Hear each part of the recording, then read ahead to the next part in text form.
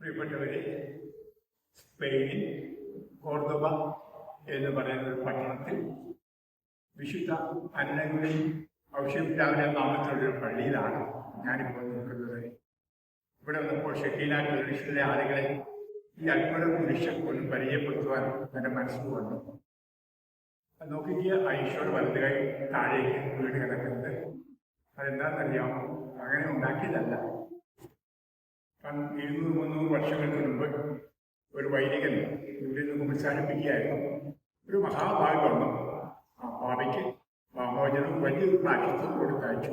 ഇനി പാപം ചെയ്യരുത് എന്ന് പറഞ്ഞുകൊണ്ട് അവൻ വീണ്ടും കുറെ കഴിയുമ്പോൾ അതേ പാപം ചെയ്തുകൊണ്ട് അപ്പോൾ അച്ഛൻ ദേഷ്യപ്പെട്ടു, അരിശപ്പെട്ടു. എന്നിട്ട് പാമോചനം കൊടുത്തിട്ട് പറഞ്ഞു, മോനെ ഇനിയില്ല എന്റെ പാമോചനം കേട്ടോ.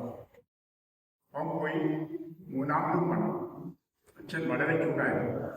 എന്നിട്ട് പറഞ്ഞു, 2 തവണ നീ വന്നു, പാമോചനവും തന്നു, പ്രാശസ്ത്യവും തന്നു, നീ അത് ചെയ്തു, ഇനി എൻ്റെ അടുക്കൽ പാമോചനമില്ല.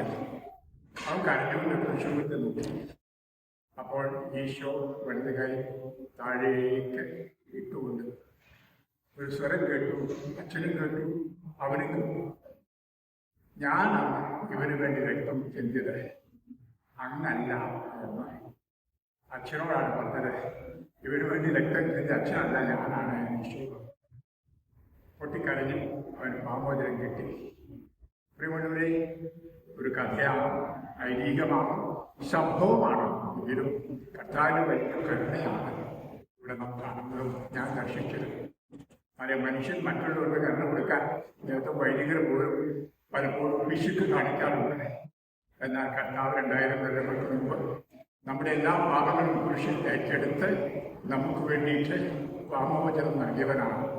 ആ പാമോചനം എപ്പോഴും സംരംഭ്യമാണ്. വൈദികരുടെ കുമ്പസാരക്കൂട്ടിൽ നമുക്ക് കിട്ടുന്നത് അതാണ്.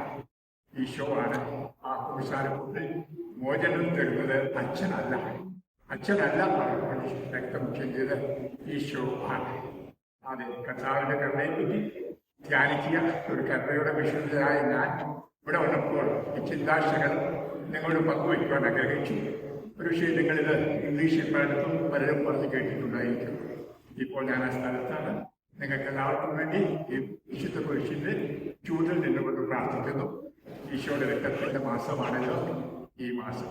ഈശോ നിങ്ങളെ ധാരാളമായി അനുഗ്രഹിക്കട്ടെ.